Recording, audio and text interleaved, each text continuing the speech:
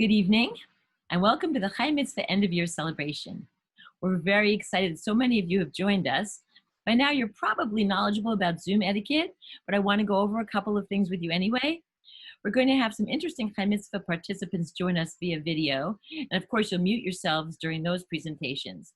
But there are some interactive parts of tonight that I want to tell you about also. First, we'll be honoring all of the groups that have run for more than 1 year. During that presentation, we hope you will unmute, cheer for your friends and family, and clap to the music.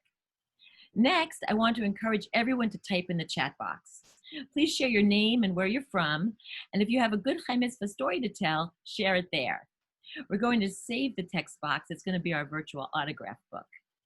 We're going to have some learning tonight as well from Aseret the Big Ten, led by Rabbi Nitzan Bergman of Aseret Global, who partnered with us on the curriculum.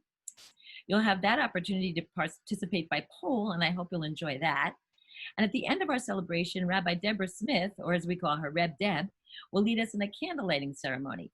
I hope you have candles or cell phone flashlights, which work just as well, and look forward to participating in that ceremony too.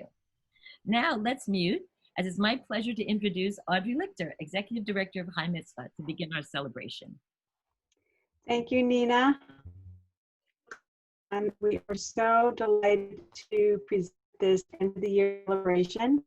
I'd like to take a minute and talk a little bit about the history of Chai Mitzvah for those of you who don't know about Chai Mitzvah's history. And then I'd like to introduce Scott Shea, Chai Mitzvah's founding board chair. So Chai Mitzvah began as an embryonic program coming from a book that Scott wrote in 2007 called Getting Our Groove Back, How to Energize American Jewry, published 2007. Scott noted that, thank God we're living longer and healthier lives, but it was well documented that people were disengaging with congregations and community, Jewish community life as their kids grew up and left the religious schools. So Scott wanted to address this issue of a need for lifelong learning and engagement. He also acknowledged something really important, that there are lots and lots of opportunities for engagement in communities. We call this supply. There's lots of supply, but sadly not enough demand. So we wanted to create a program that honored the work of communities and the incredible talent that are in communities. And this program we called Chai Mitzvah, inspired by Getting Our Groove Back.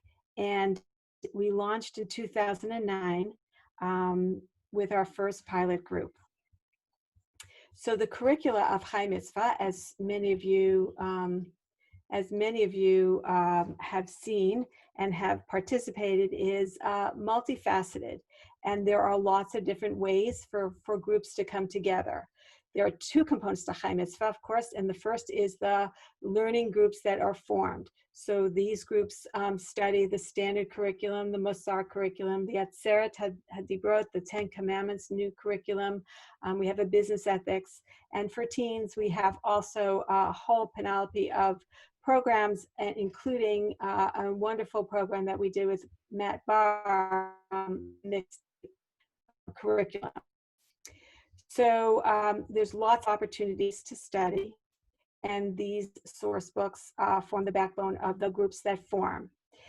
In addition, there is another component to Chai Mitzvah, and that is in addition to the group learning and these booklets, there's another component, and we call that the bucket list.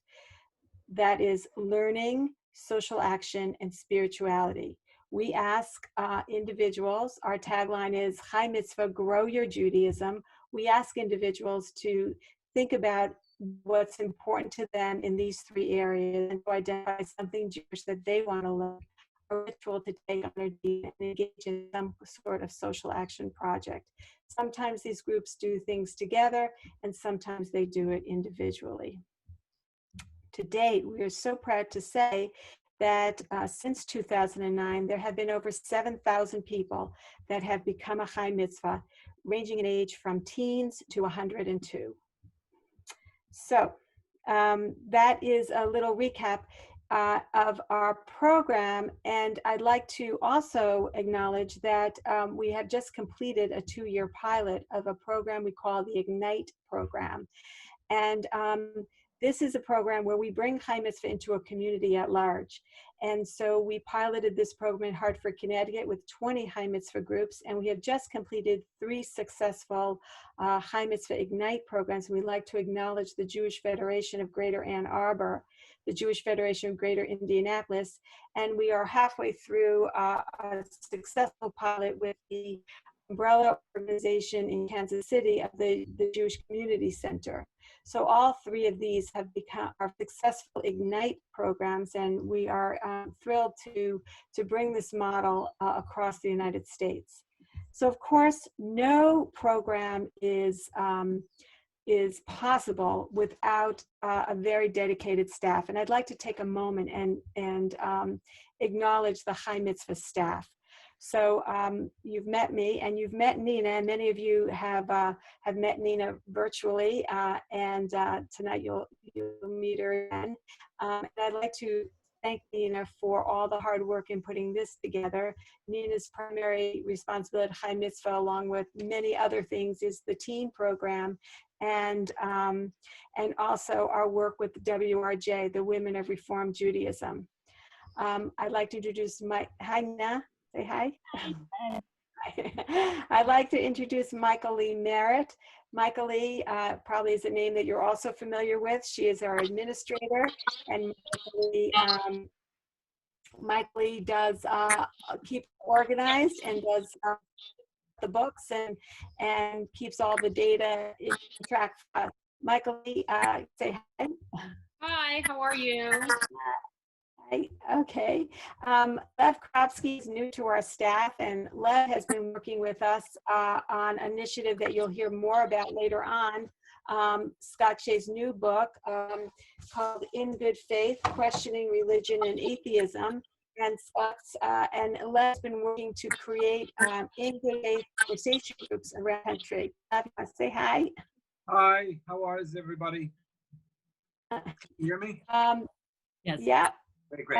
Rabbi Deborah Smith has been with us for many years, a very enthusiastic supporter of Chai Mitzvah.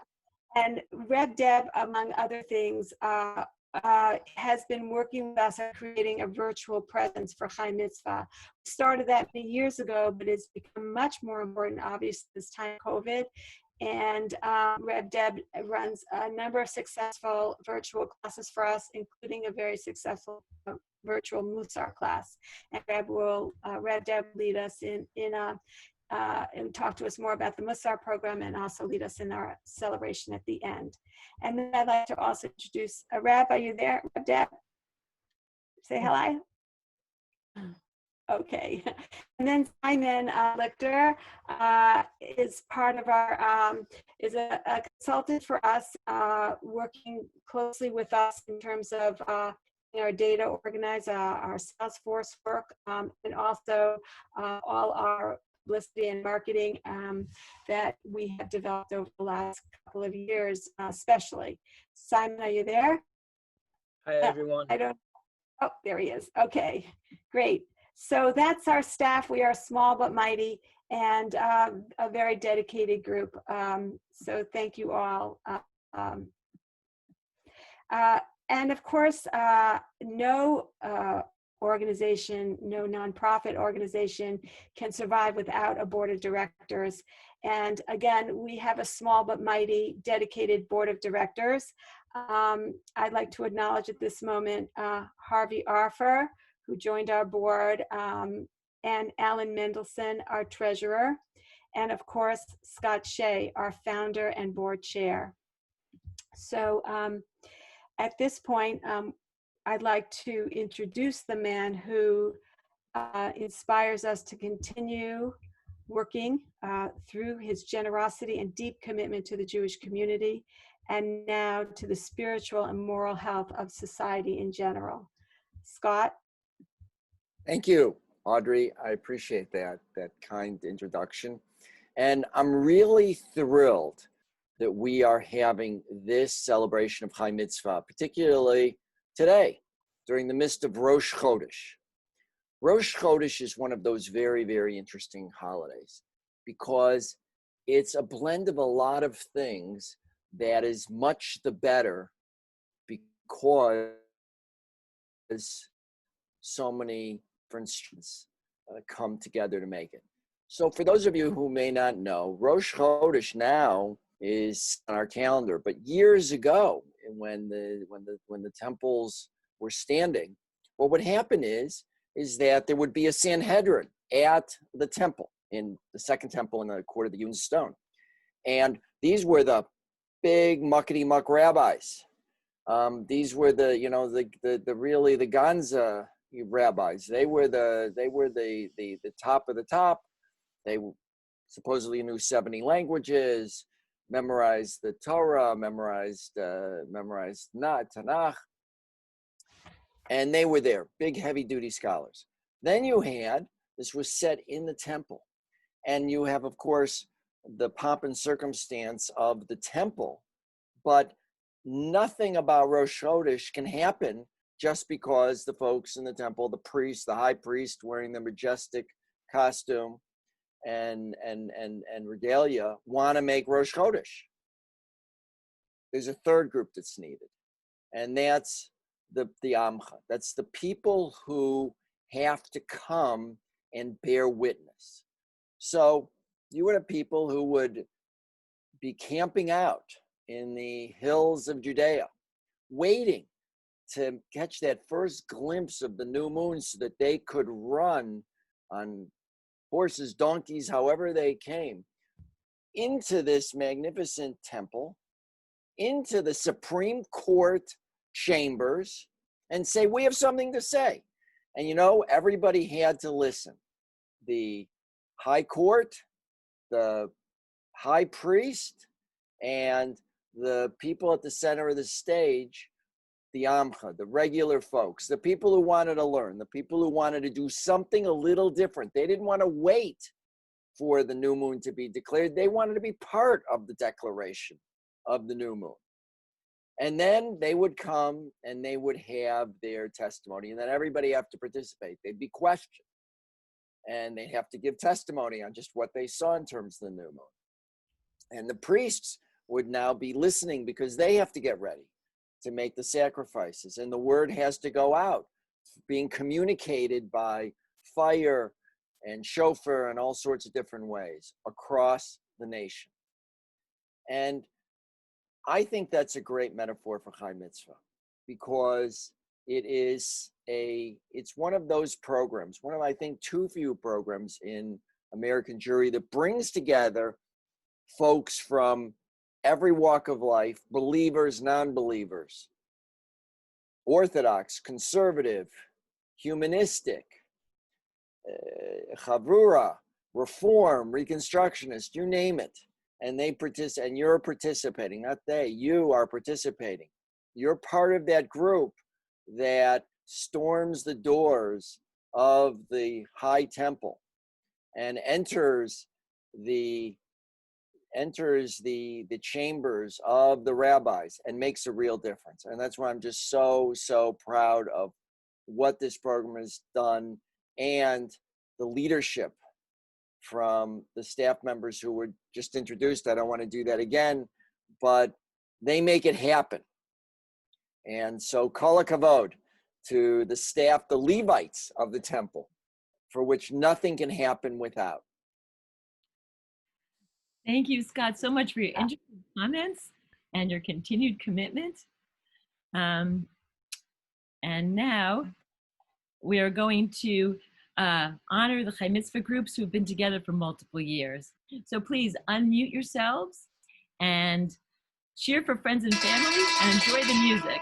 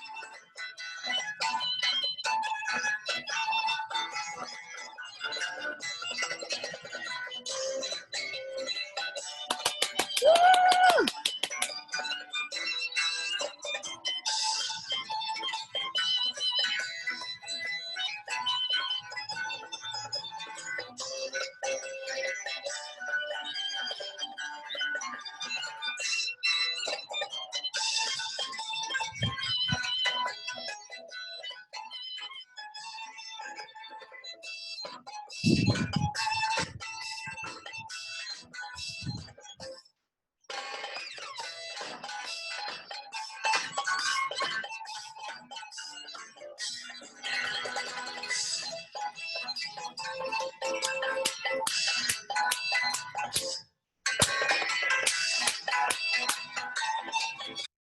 I hope you all saw yourselves and we're ready to cheer for your friends and family. And now we're going to hear from someone who's been running a Chai Mitzvah group for 3 years, going on 4. I'd like to introduce Jill Heckening from Congregation Beth Am in Tampa, Florida, who's been leading her Chai Mitzvah group for 3 years and is getting ready for year 4. Let's all mute ourselves now and listen to Jill.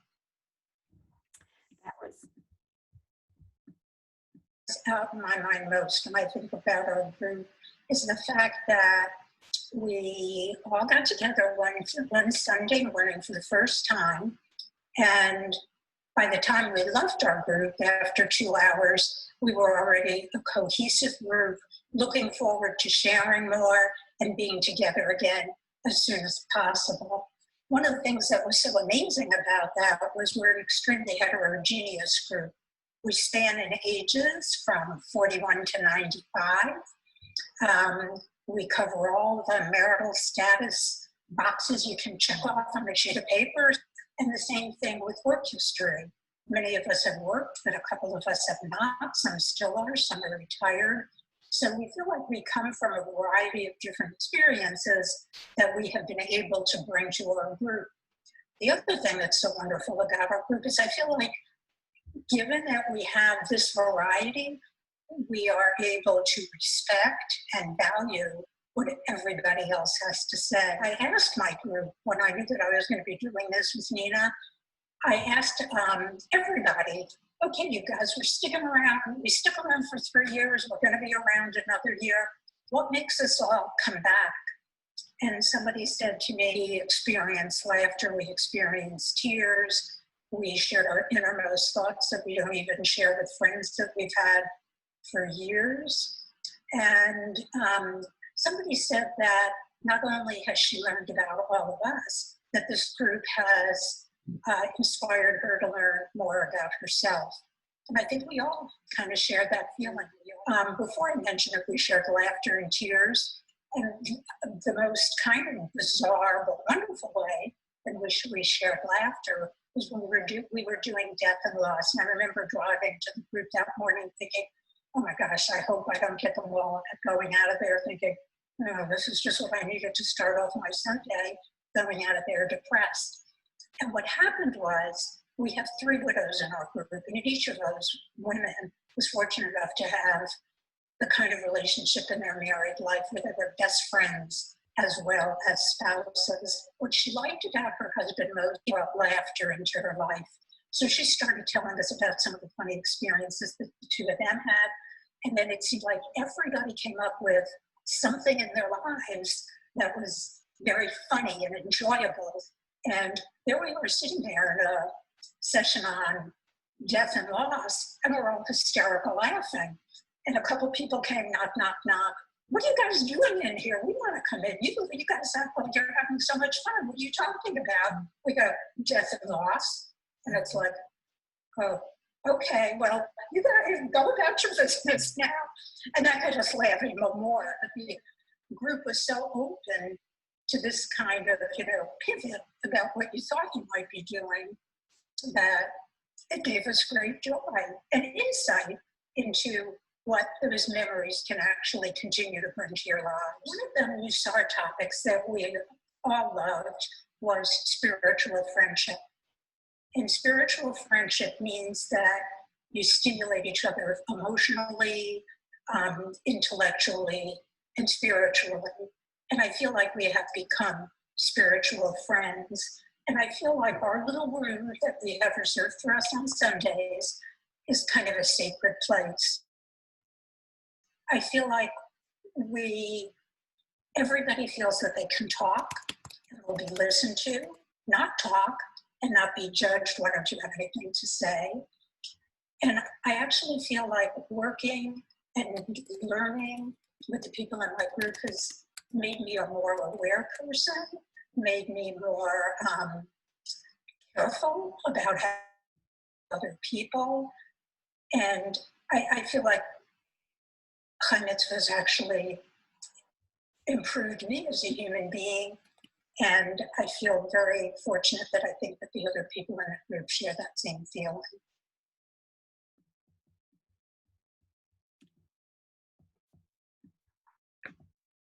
Well, thank you so much for sharing with us, Jill.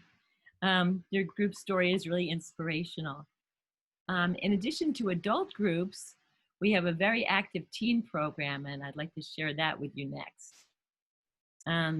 The Chai Mitzvah Teen Program has just completed its 4th year. We've grown very quickly. About 500 teens in more than 40 schools from all over the country participate every year. The students follow the same format as the adults: relevant, text-based conversations and community building social action, but their materials also include activities and videos and apps and music. The teen program also features a summer travel stipend. About 100 teen participants receive a grant for summer travel to Israel every year. This money is not needs-based and can be combined with other scholarships. Let's travel through the past year in photos, beginning with last year's Israel trips, through learning and Tikkun Olam projects during the first part of the school year, and finally continuing virtually.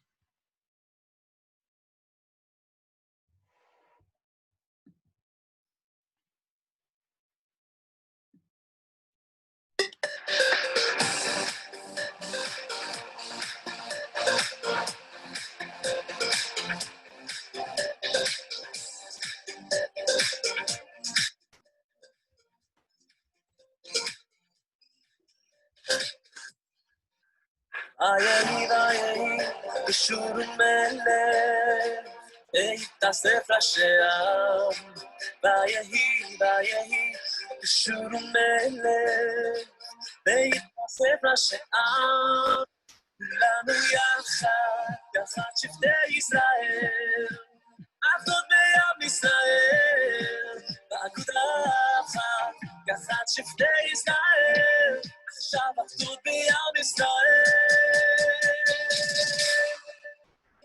יחד כל ישראל יחד, נבוא ביחד בשיר והלל, נרקוד ביחד, כולנו יחד, אז יבוא מלך המשיח. יחד כל ישראל יחד, נבוא ביחד בשיר והלל, נרקוד ביחד, כולנו יחד, אז יבוא. Thank you, Nina. Thank you, Nina, for putting that impressive collage of teen programs together from across the United States. Really inspirational and wonderful. So now Nina is going to introduce Marcia Fish, who runs one of the teen programs. Yes, the Chai Mitzvah Teen Program meets in all sorts of settings: synagogue schools, madrich programs, youth groups, and day schools. We have all kinds of educators involved, from brand new youth directors to white-haired rabbis and everybody in between. And I'd like you to meet Marcia Fish, who led a Chai Mitzvah Teen group last year at the Epstein School, a day school in Atlanta, Georgia. I used a standard teen Chai Mitzvah program. I have to say, by far, the first one, Rites of Passage and Customs, was most popular. That these kids are just getting ready to be bar bat mitzvah, so a lot of them were assigned their parshas, and they were asked to reflect and to look upon them. During the Seder, the Passover one, they were so excited. They did the 10 plagues of 2020. And of course, the last 3 months we've had COVID, and I've done it online, but we did gratitude. During the gratitude one, they did virtual backgrounds of things they were grateful for. You'd see their pets, their parents, special food. Some of them did their camps, their summer camp. And we did the Israel unit. We did a trivia for Israel, and we also had the medical discoveries that Israel has done. They thought that was fascinating. And the last one we ended with was water. As far as the environment. I'm very excited. I am doing it next year. I will have 6th graders again, because there's great stuff that Chai Mitzvah has, so why not use it? Thank you, Marcia. Yes. So Marcia was talking about the different topics she covered in the standard curriculum. There are also 3 other Chai Mitzvah curricula that the teams use. One is Aseret, the Big Ten, one is Musar, and one is Mixtape, which is a arts-based curriculum which we developed with Matt Barr, who's known as the Bible Rapper. Matt's class at Barak Academy, a day school near Philadelphia, Pennsylvania, shared some student work with us.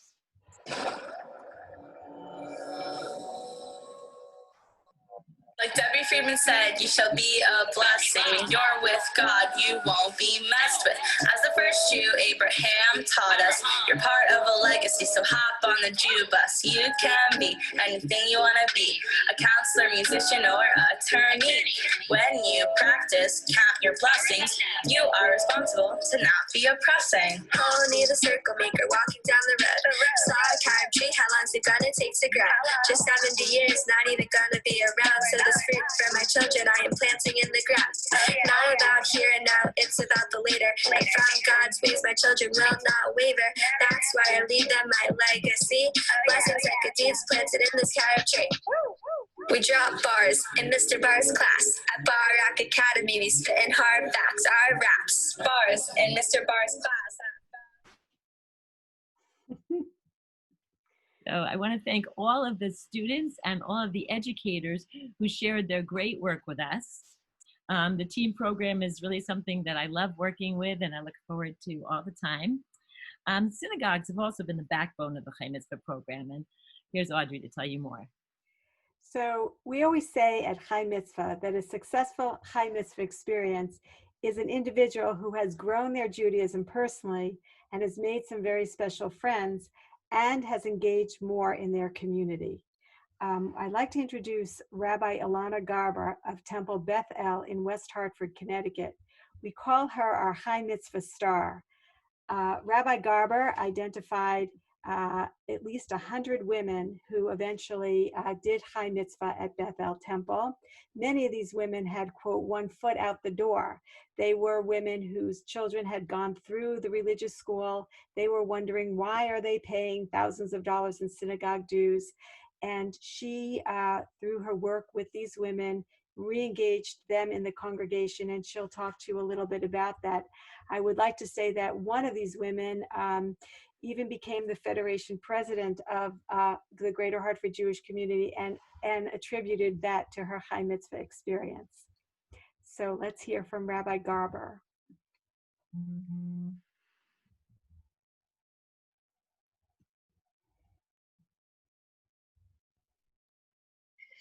So when you ask me if, as a rabbi, how this experience was and getting to know people, I would say it was the most powerful part of my rabbinate. It's a typical congregation in the sense that people join and in most cases see their children through bar and bat mitzvah and then feel that there's not a reason to still be connected to a synagogue. And so we see them start to leave after the bar and bat mitzvah and really start to check out, even if they haven't left.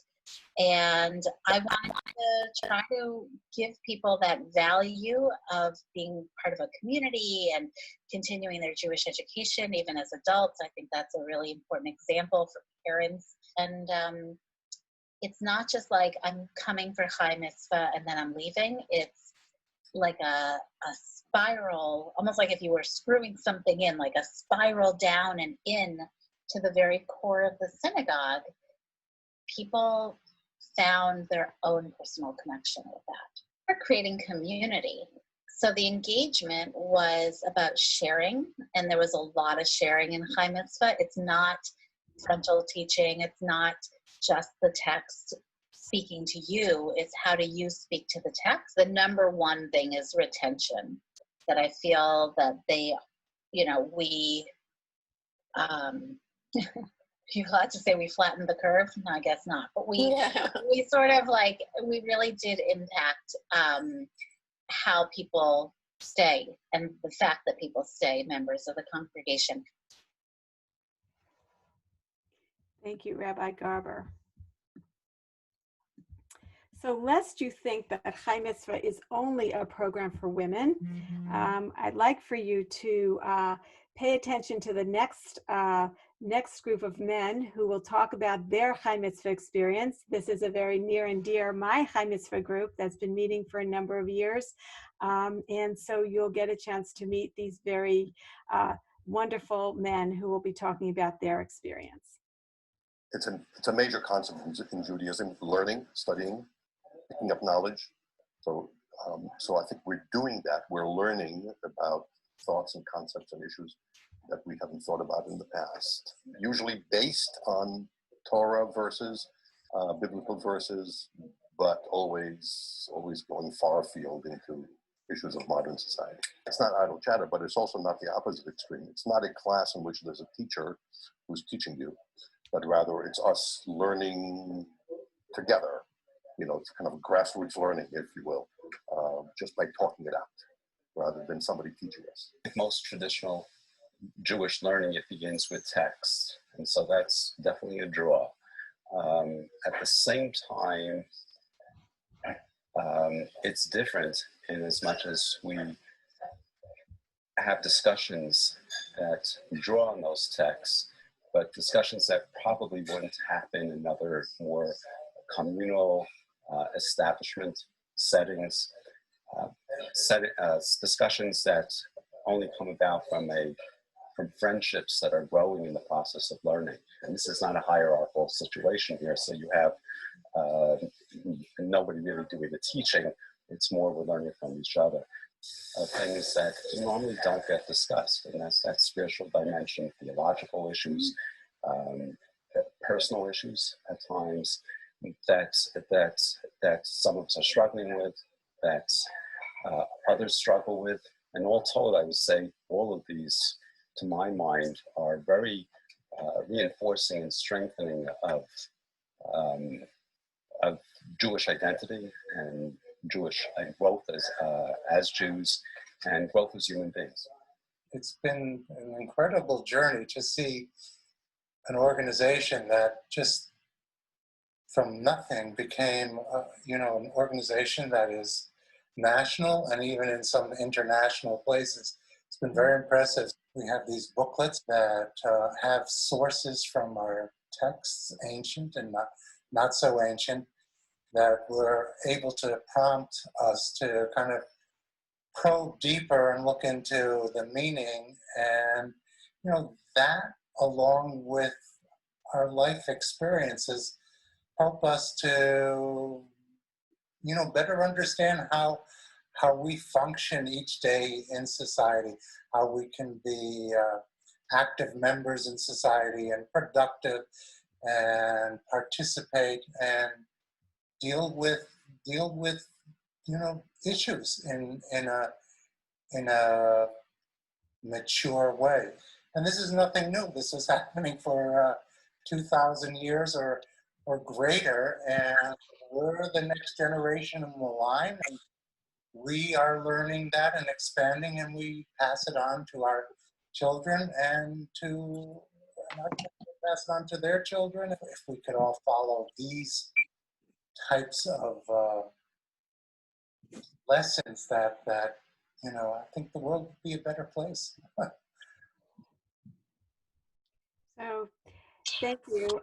So that's a very special group, and although we were friends prior to putting our Chai Mitzvah group together, our friendship has deepened in a much more profound way since having the opportunity to actually go through 3 years of a Chai Mitzvah experience together. So now we'd like to talk a little bit more about our adult program, and Nina's going to introduce our WRJ, the Women of Reformed Judaism program. As we've had a special relationship with WRJ, the Women of Reformed Judaism, for the past few years. I've loved working with these women, and right now I'd like to introduce you to a special member of our Chai Mitzvah family, Phyllis Bigelson from Temple Ahavat Shalom in Northridge, California, who's a member of the WRJ. I'm past president of the WRJ Pacific District, and I am now vice president of Ways and Means in our temple sisterhood, and I'm on the Budget and Finance Committee for our temple and very active in that. I went to a WRJ convention and fell in love with the session that I went to on the PJ Library and on High Mitzvah. I went primarily for PJ Library because my daughter was very active in that, and they threw in a whole thing about High Mitzvah, passed out notebooks and booklets for us to look at, and I was totally intrigued. I brought the idea back to our next sisterhood meeting, and immediately 12 women signed up. So we started that 3 years ago. We're in our third year, and we meet every month, and it's just fun. We love it. We have women in our group. The youngest one is around 40. The oldest one is 85. And we had, when we first started, I was wondering if we'd have things in common, but we have so much in common. We talk for at least an hour and a half every single month. We start with the books. And I think what's unique about our group, and the reason that we are different, is I'm not a leader, I'm a facilitator. Basically, every single month, somebody else takes the session. We sign up at the beginning of the year for all people sign up for 1 month each, all 12 months. And then on the fourth Wednesday of every month, we meet at either that person's house, or if somebody else would like to host them if they don't want to have it at their home. The last 3 months we've met through Zoom, and one person leads a session. We read the book, we go through different sections that the person that's in charge has figured out that they want us to go through, and then we just talk, and we talk, and we talk, and we talk. Every month we collect whatever you have in your wallet, $5, $2, $10, whatever you want to volunteer, we put it in an envelope. At the end of every year, we donate that to whatever is needed at the temple. This year, we're making a donation toward our administrator that has basically saved our temple since this coronavirus. We've done Operation Gratitude, where we went out and helped them fill out bags to be sent to one of the hurricanes, clothing and sorted out items. Let's see, what else have we done? A lot of us have participated in the Alzheimer's Walk, which is my pet project, and they've joined me on that. And we've done whatever comes up, we all volunteer together. We've made fabulous friendships together. I recommend it to everybody. I think it's a fabulous program. Thank you, Phyllis, so much for sharing with us. And as Phyllis said, when the pandemic began, they started meeting virtually, but Chai Mitzvah had virtual groups even before the pandemic. And here is Reb Deb to tell us some more. Chai Mitzvah builds community connections in many ways. The COVID pandemic continues to be a stressful time for everyone, and among its many challenges has been the isolation we've all been experiencing. Thanks to Chai Mitzvah's unique and creative virtual programming options, we've been able to create community in very special ways. Our monthly virtual Musar group has been ongoing. Additionally, we've held 2 highly interactive Passover programs, one of which was a virtual interactive Seder. And we also had a 2-night virtual Tikkun Leil Shavuot, which ended in a beautiful participatory Havdalah service. All of these programs were extremely well attended. And tonight, our wonderful celebration of learning. Our virtual communities remain connected in between meetings, and our Chai Mitzvah is building an extensive and national virtual programming presence. Some of our in-person ongoing independent friendship groups are meeting virtually at this time and will of course continue to meet in person going forward as life permits. We're happy to share with you now a brief interview with one of the members of our virtual Musar group. Here's Vicky from the West Coast. I love the size of the group I studied with. There are about a half a dozen of us, maybe sometimes 1 or 2 more. It's an excellent size for being able to exchange ideas and at the same time to get a variety of ideas represented. I may not always agree with what I hear, but there's no question that other people's perspectives cause me to think about whatever question we're discussing and maybe adding a layer to my knowledge and understanding of the topic. And here's a lovely testimonial from an in-person friendship group called the Wise Torah Trophy Wives. To introduce my Chai Mitzvah group, we call ourselves the Wise Torah Trophy Wives. We started meeting when the pandemic started. We started meeting virtually, and we didn't know each other before, but we formed some amazing friendships, and we want to share a few thoughts. I was fortunate that I had been part of a Chai Mitzvah curriculum before with Dana, and was really looking forward to another opportunity to study texts with very interesting selections, as well as great guiding questions and an interesting group of women. So we never got it together, and finally we did, just as everything was shutting down and we were all isolated. So it was really a little oasis of time where we could study texts. We bonded very quickly, and we really have wonderful discussions with a group of very bright and very nice women. So I feel very, very lucky and blessed to be part of this group. That I was excited when I heard about the group, that we are such a diverse group of women, and yet we share values, and we have the opportunity to talk with one another. Strangers at the beginning, we formed a chevruta that is amazing and can reach out to each other and join together and really support anyone in the group. Learning together has been amazing, with each of us speaking our own truths and enjoying and learning and sharing.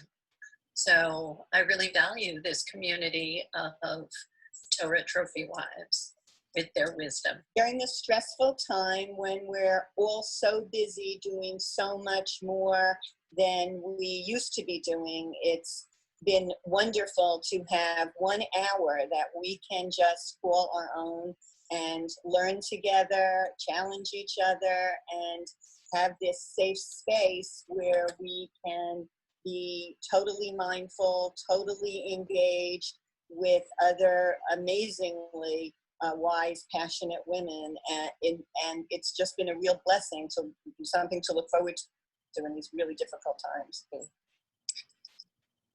As an adult learner, I've always had a passion for learning more. And the Chai Mitzvah program has been an amazing framework for us to use to bring together us as a community and us as our thoughts, and to think about lots of both religious and personal explorations during this period of time. I feel very grateful, very honored, and very pleased to be a part of this group, and I really appreciate the opportunity to let everyone know what a great program it has been, especially for me. Thank you. It's now my pleasure to introduce Rabbi Nitzan Bergman of Aseret, the Big Ten. Hi, everyone. I'm Rabbi Nitzan Bergman. I run something called Project Aseret. And Project Aseret is a movement-orientated organization focused on establishing the Ten Commandments, the Aseret Dibrot, Judaism's core values, as a central element of global Jewish identity. What I want to do with you tonight is actually do a little bit of learning. We're going to do the poll based on this learning, and we're going to focus on the ninth diber, the ninth commandment, which is do not be a false witness. The way that we explore the dibrot in order to really understand them as day-to-day, minute-to-minute core values is always on two levels. One is the literal level. The literal understanding of do not be a false witness is really in court. Do not testify falsely when called to a law court. Underlying that are values, and this is and principles, and this is where we get our core value from. And what we have identified is the power of speech. When people testify in court, their speech is powerful, and the consequence of their speech is immediate. And that's a lesson to all of our speech. So to think about speech as uniquely human and powerful, it is through our speech, either directly or indirectly, are capable of having great effect on other people, for good or for bad. And as a statement of identity, as a core value, to say, you know, one of the 10 Commandments is my core value, is to say, I recognize the power of speech, and I'm dedicated to using it for positive consequence. So I want to jump to there are about 5 to 6 different sections in every booklet of this curriculum. I want to jump to something which I think is so interesting, because when we speak about speech, a lot of the time we speak about the negative part, Lashon Hara, bad speech, and how not to do that, and what constitutes that. But really, there's something called Lashon HaTov, good speech. And I'll just read for everyone over here. Introduction, Lashon HaTov. If it is wrong to speak badly about people, is it a mitzvah to speak well about them? What is the power of Lashon HaTov, literally good speech? And one of the texts over here is from Pirkei Avot, Ethics of the Fathers, and it says like this: Rabbi Yochanan ben Zakkai had 5 students, Rabbi Eliezer ben Hokenes, Rabbi Yeshua ben Chanina, Rabbi Yossi the priest, Rabbi Shimon ben Natanel, and Rabbi Elazar ben Arak. And he would recount their praises.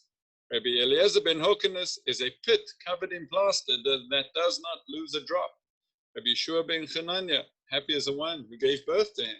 Rabbi Yossi the priest is pious. Rabbi Shimon ben Natanel fears sin. And Rabbi Elazar ben Arak is an everlasting fountain. And what comes out from this text, and one of the questions to consider is, why did Rabbi Yochanan ben Zakkai, why did he recount their praises? What was he doing?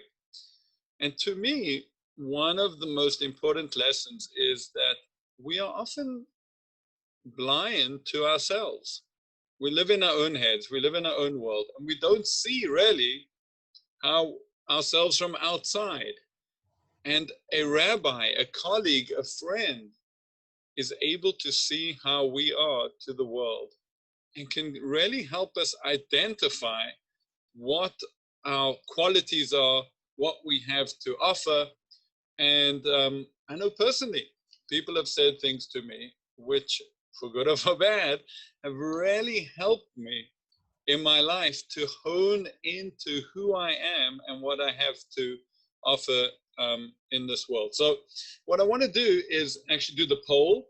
And if we could do the poll, and we're going to give everyone a few minutes to just think about these questions. And, you know, they should be, take them at this stage as reflective, as something to think about, and then to hopefully think about more. So we'll just give you a few minutes to do that.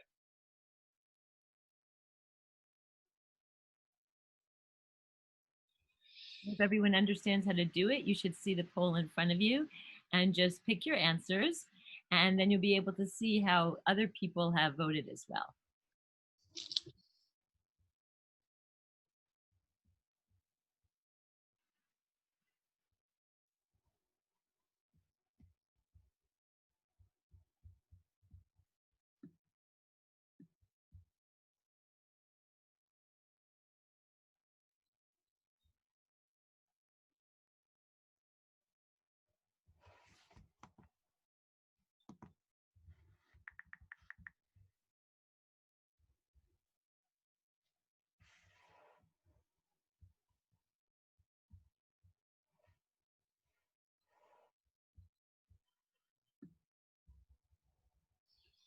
Okay, we'll give you about 30 more seconds, and I think we should have our poll ready.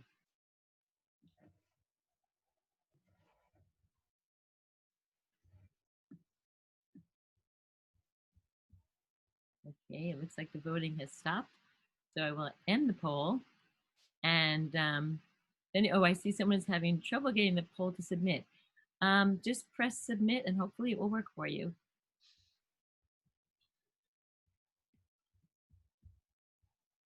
Okay, I'm going to end the poll because it looks like most people have gotten in, and we can see how our peers have voted.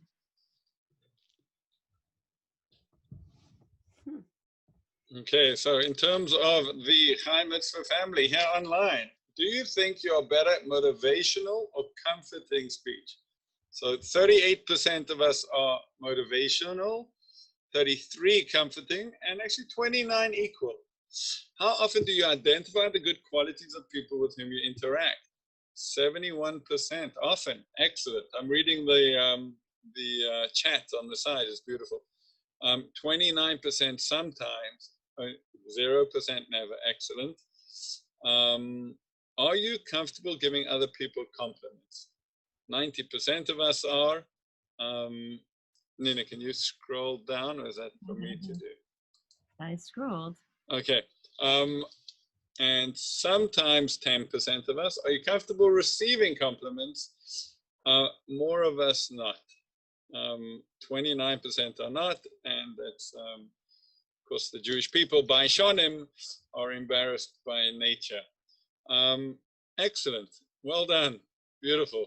At the end of every booklet, we have some everyday tasks or ways to implement the values into our life. Just show you an example of that every day over here. One could keep a log of your conversations for one day. What can you learn about the power of your words? Speak deliberately and intentionally once a day in order to make a positive impact on someone else. And compare one news story as reported by different news sources. How do the reports differ? In what ways are they the same?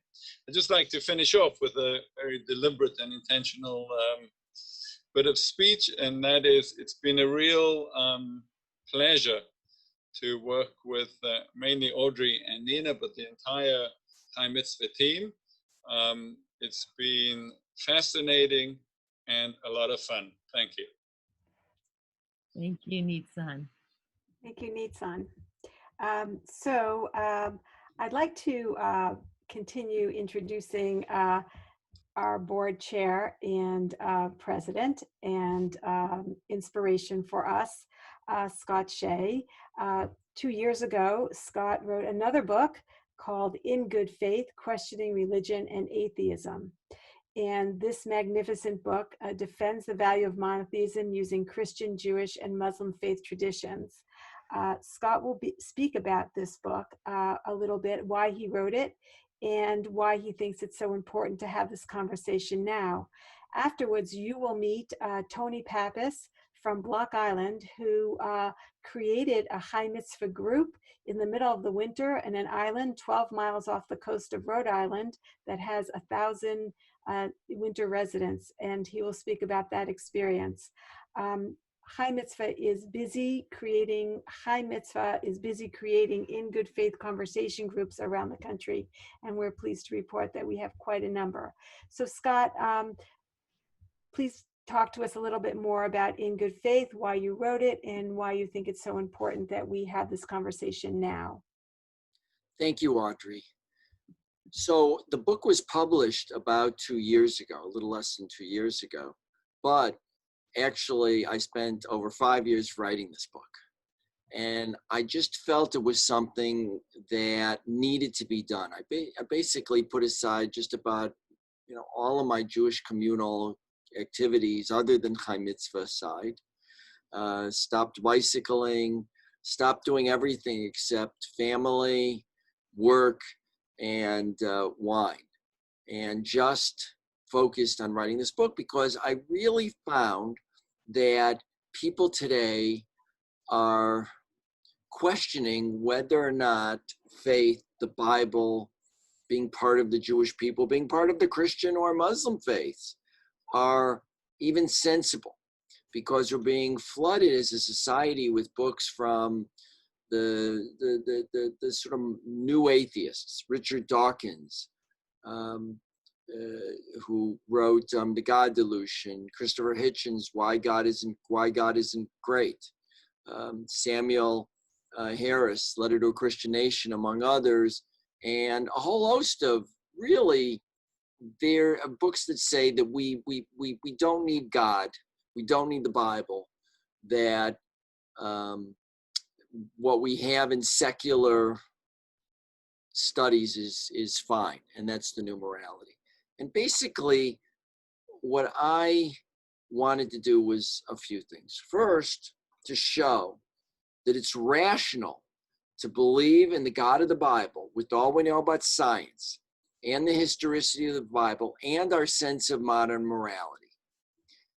And I think what people don't realize, what I learned on book tour, is that the less people know about the Bible, the less they like it. They think that the Bible is this homophobic, xenophobic, sexist, racist, pro-rape, pro-slavery screed. And what I've tried to show in the book, and I think this is one area that's resonated with a lot of people, is to show actually not a apologetica, but a careful reading of the Bible shows that it's a very timely book. It's an anti-racist book. It's a book that cares deeply about the criminal justice system.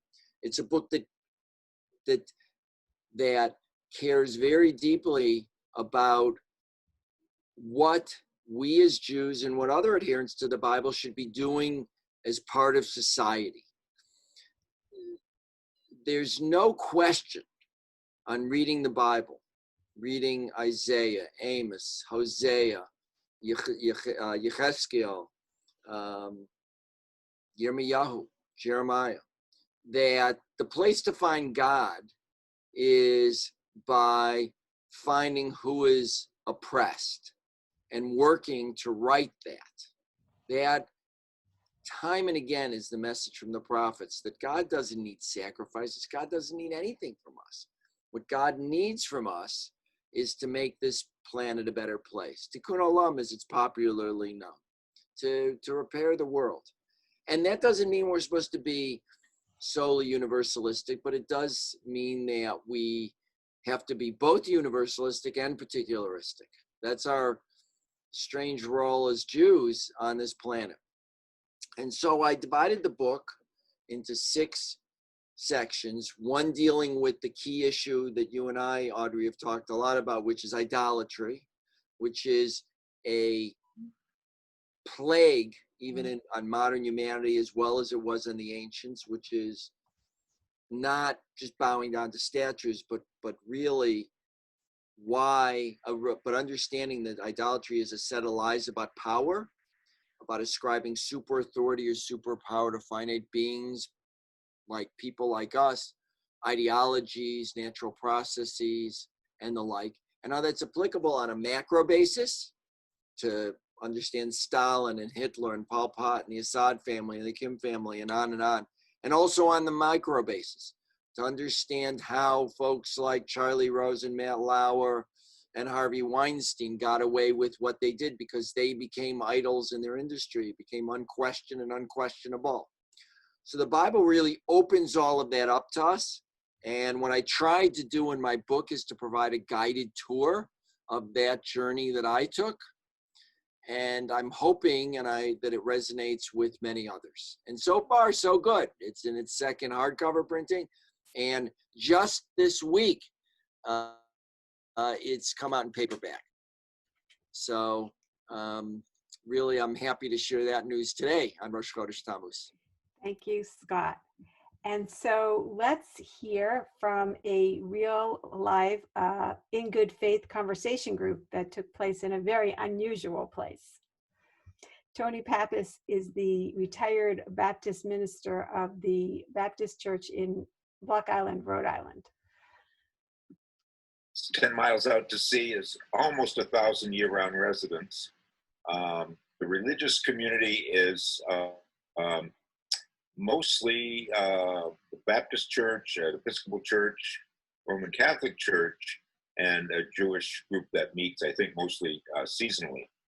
And when Audrey proposed that we think about reading Scott Shea's book, In Good Faith, it was very intriguing. So I went and approached the different faith communities and some friends of mine and some other folk, and we put together a 6-week session where we looked at the chapters, and we shared leadership, which I thought was kind of fun.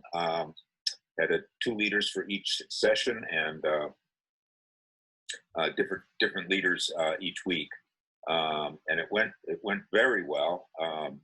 The attendance was fascinating, between 10 and 15 people every week, which usually things tail off after a bit. And we did have some people come in and out, but good response. Doesn't sound like a big number, but for Block Island, that is a good turnout. And we had just about all the faith traditions I mentioned, plus some atheists and some New Agers.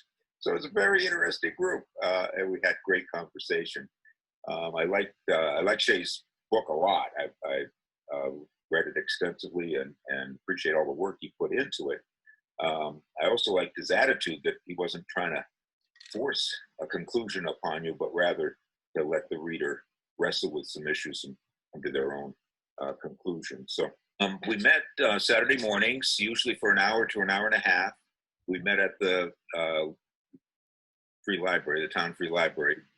The deacon at the Roman Catholic Church, St. Andrew's, Stephen Hester, talked about ethics and basically said, we all know what's right. If you wouldn't want somebody to do it to you, why do you do it to them?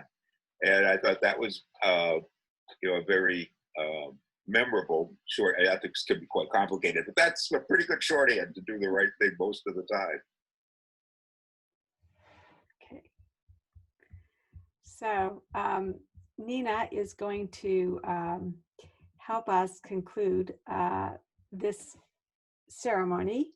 We hope that you have got a taste of Chai Mitzvah and the variety of kinds of groups that are run and the importance of community. And this is what distinguishes, I think, Chai Mitzvah from so many classes and webinars and other things that are available today. There's no dearth of things that you can do, and you can log on to many classes.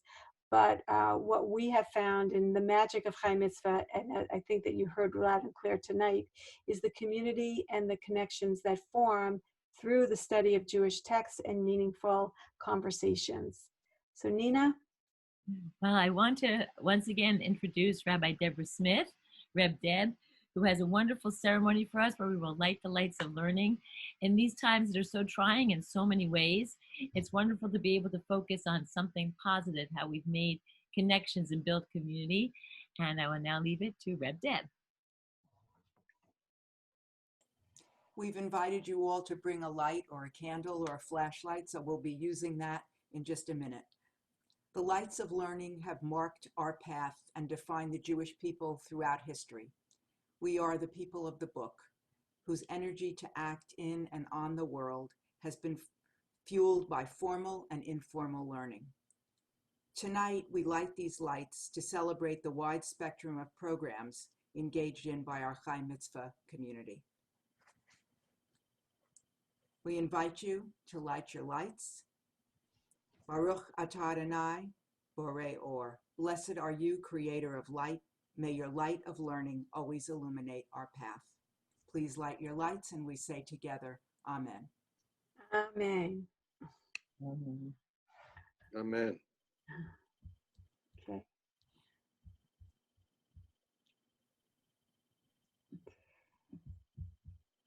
So when we're finished with our ending, I'll leave the music running and people can continue to write in the chat room. And we're looking forward to saving all of the things that you tell us about. So we'd like to I'd like to thank Nina. We'd like to thank Nina for all her hard work in bringing this program together tonight. We wish we could have highlighted all of you, but know that each of you are growing your Judaism in your own way. Thank you so much for attending tonight. We applaud all of you and look forward to another year, either in person or virtually, as we all grow our Judaism. Good night. Good night, and thank you.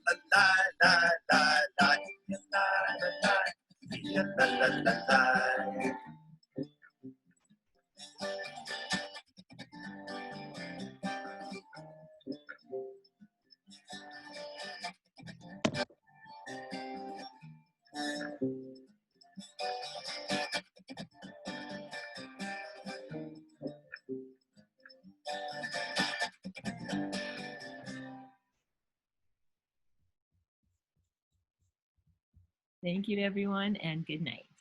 Good night. Good night.